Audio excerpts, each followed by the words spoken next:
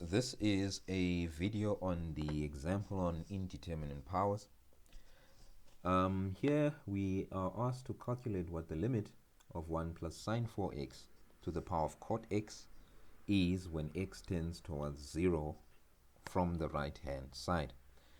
Remember that the first step that we said we are applying, we said we let, that's the first step that we do, we let y equal to this expression over there. So y is equal to 1 plus sine 4x to the power of cot x.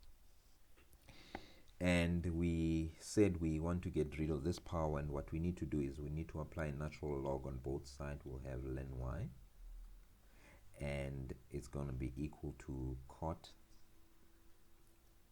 x ln 1 plus sine 4x. So if you don't know how to do that, you need to do a revision on natural logarithms. Then the next thing we did, we said that we need to simplify this and to make sure that it's written as a quotient. So what we will do is we will say ln y is equal to ln 1 plus sine 4x. Remember, we also said that you make a choice which one you choose, but remember that whatever you choose will make your problem either difficult or easy. But here it was rather easier to have this kept, and then this written as another form of expression. So then this is 10x. So now we had our expression written as a quotient. The next thing we do, we said we need to determine whether this will be of type 0 over 0 or infinity over infinity.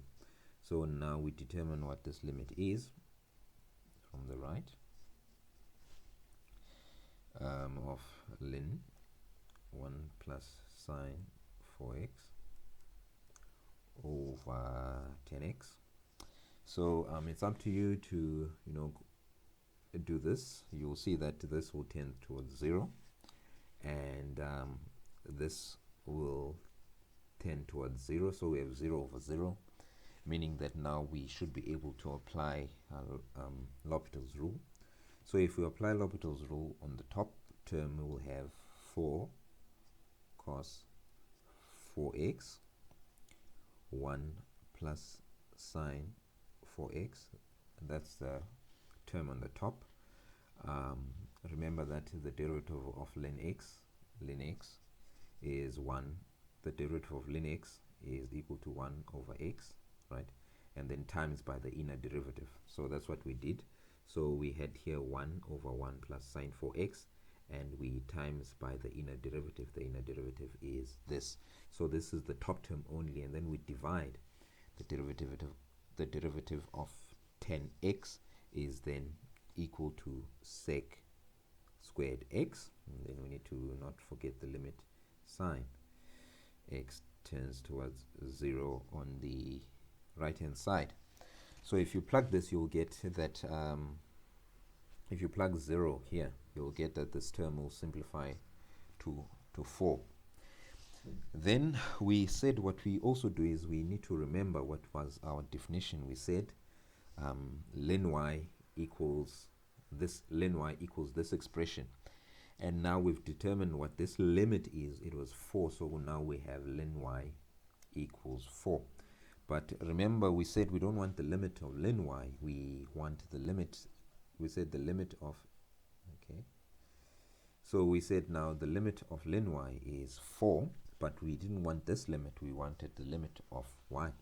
So what we're going to do is we're going to say the limit 0 from the right, then is we're going to apply an e on both sides. So because if you apply an e here, the ln will go away, we'll have basically y, and then we apply an e because what we do on the left we need to do on the right, so we'll have e to the power of 4. So you see now the limit of x of y as x tends towards 0 on the right side is then equal to e to the 4. That's how you solve indeterminate power problems.